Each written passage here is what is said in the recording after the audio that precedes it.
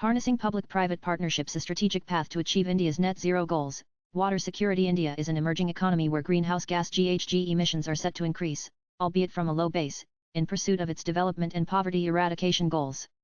India's historical cumulative emissions from 1850 to 2019 amount to less than 4% of cumulative carbon dioxide emissions of the world from the pre-industrial era, despite being home to 17% of the world's population. Hence, India's contribution for global warming has been minimal, and even today its annual per capita emissions are only about 1/3 of the global average. During the 26th session of the United Nations Framework Convention on Climate Change UNFUC 26 Colombian pesos in November 2021, India announced its target to achieve net zero by 2070. India's long-term low-carbon development strategy is based on the principles of equity and climate justice and the principle of common but differentiated responsibilities and respective capabilities. Water conservation is essential to India's net zero ambitions, given its deep influence on the environment and society. As a country largely dependent on agriculture, industry, and domestic use, India is confronting significant water scarcity issues that are worsened by climate change and rising population. Large parts of India are already close to a crisis as the taps are running dry. The subcontinent, paradoxically blessed with abundant rainfall, faces one of the gravest water shortages of any large economy. Insights from Water Research Institute of India WRI and NITIIIG reveal that India ranks 13th among 17 countries facing extreme water stress. Over the past decade, major urban centers such as Delhi, Mumbai, Hyderabad, Bengaluru, and Chennai have repeatedly grappled with acute water shortages. Further, between 2017 and 2021, power plants in India lost 8.2 TWh of generation due to water shortages equivalent to the energy consumption of 1.5 million homes over 5 years. The reasons are not elusive. They lie in decades of groundwater over-extraction, haphazard urban growth, population explosion, poor infrastructure, and the creeping, often overlooked, consequences of climate change. According to the World Economic Forum's Global Risks Report 2025, the impact of this crisis falls heaviest on the shoulders of the marginal east, urban poor, and industry-reliant regions, where water scarcity is not just inconvenient but economically calamitous. Sustainable water conservation and management are crucial for climate change adaptation and also play a key role in lowering carbon emissions. Renewable energy generation and green hydrogen production that significantly contribute to GHG emission reductions by displacing fossil fuel and hard-to-abate sectors also are heavily reliant on water availability. By prioritizing measures for water efficiency, India can advance its goal of achieving net zero emissions. In such a scenario, the private sector can become key partners for the government and act as cost stewards of this water conservation movement. Nanonons pushed down to the appendices of CSR reports, water has now moved to the top tier of corporate concern. It has become a strategic variable that is central to supply chain stability, ESG ratings, and most importantly investor trust. Further, many strategies of the private and public sector corporates for achieving their net zero targets are directly or indirectly connected to water management. India's policy regime is also gradually catching up.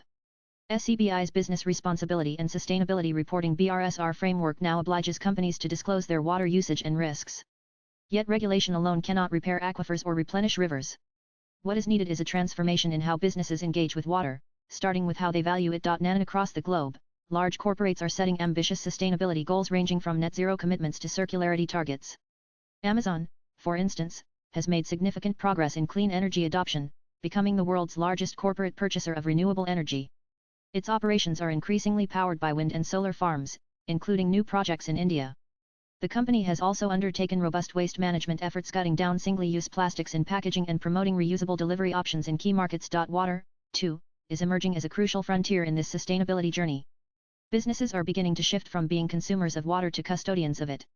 This new water ethic rests on three foundational pillars: operational efficiency, ecosystem replenishment, and collaborative governance. On efficiency, technology is making the invisible visible. Smart metering, leak detection systems, and real-time water monitoring are enabling companies to reduce usage and minimize waste. On ecosystem replenishment, private sector's water stewardship efforts are exemplified through projects such as lake restoration projects in Bengaluru Yamare Lake and Hyderabad's Sai Reddy Lake, by Amazon in collaboration with Securi.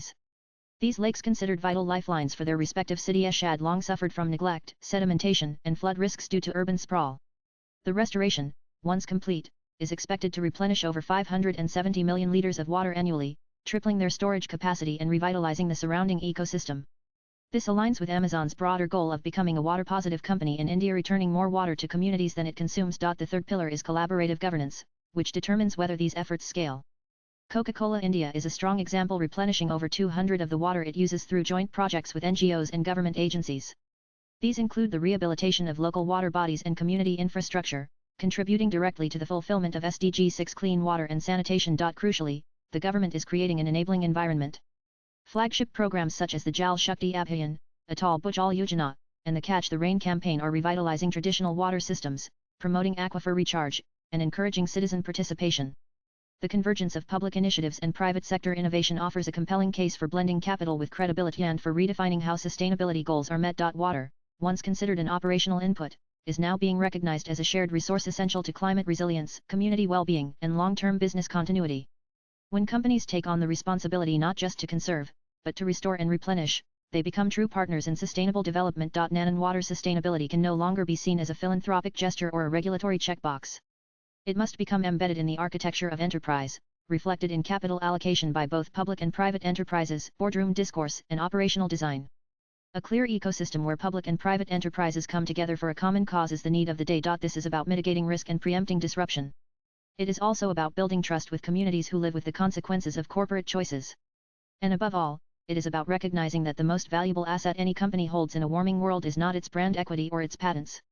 It is its social license to operate. Swipe left for next video. Prioritizing water conservation supports India's net zero objectives by enhancing agricultural sustainability, encouraging eco-friendly industrial practices, and advancing social equity. By understanding the linkages between water, energy, and emissions, India's focus on conserving water can play a vital role in reaching its overall climate and environmental targets. India's water future will not be shaped solely by climate change. It will be written in boardrooms, and through partnerships. The question is no longer whether business should lead. It is a clarion call for public and private sector to come together. Namrata Mukherjee is former Chief of Party, USAID South Asia Regional Energy Partnership SARUB. Views expressed in the above piece are personal and solely that of the author. They do not necessarily reflect NEWS18's views. Latest blogs